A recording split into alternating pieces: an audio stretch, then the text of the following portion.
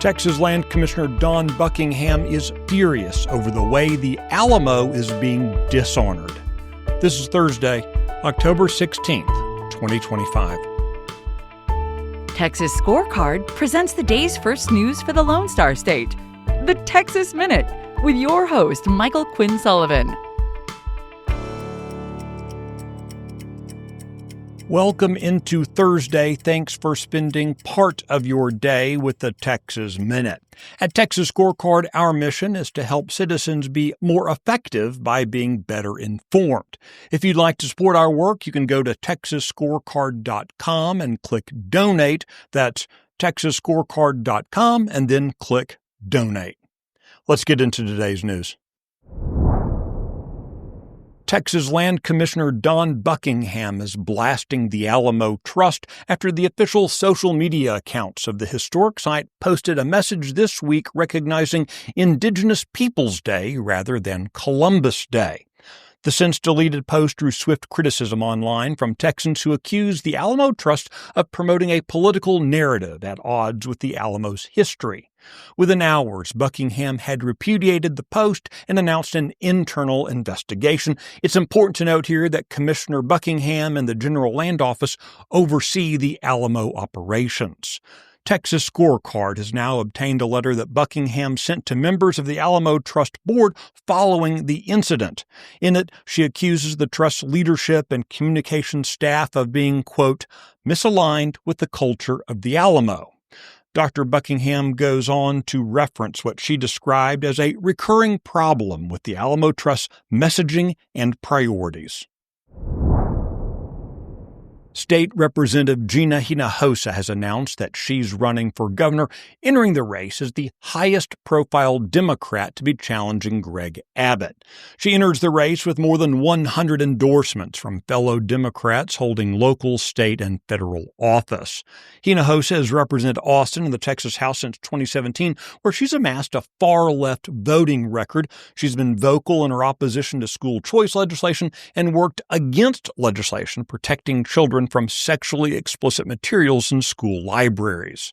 Also seeking the Democrats' nomination is Andrew White, whose chief claim to fame is being the son of former Democrat Governor Mark White. Now, it's worth noting here that while Gina Hinojosa is the highest-profile Democrat to be running, she has about the same chance of being the next governor of Texas as, well, someone who isn't running. On the same day last month that Texas A&M President Mark Welsh resigned amid controversy over LGBT course materials, a College of Medicine professor postponed a mandatory session on medical care for the LGBTQ+ patient population. The mandatory Texas A&M course, which will now be held in mid-November, is titled HEAL, Medical Care for the LGBTQ+ Patient Population. HEAL is an acronym for Humanities, Ethics, Altruism, and Leadership. The program is described as putting a focus, quote, on the humanistic concerns in modern medicine. Last year, the mandatory HEAL course promoted the LGBT ideology, including gender mutilation and hormone manipulation procedures. Among the required readings for that course was, quote, what is rough sex, who does it, and who likes it? That takes Gig'em to a really bad place. The Texas Minute will be right back. Are you worried about your kid's future? You should be. I'm Charles Blaine with Texas Tomorrow.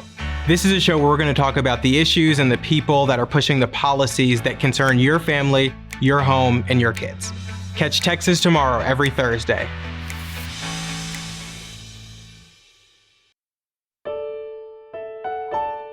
A former Grapevine girls basketball coach has been sentenced to 40 years in federal prison for engaging in a conspiracy to sexually exploit children and produce child sexual abuse materials.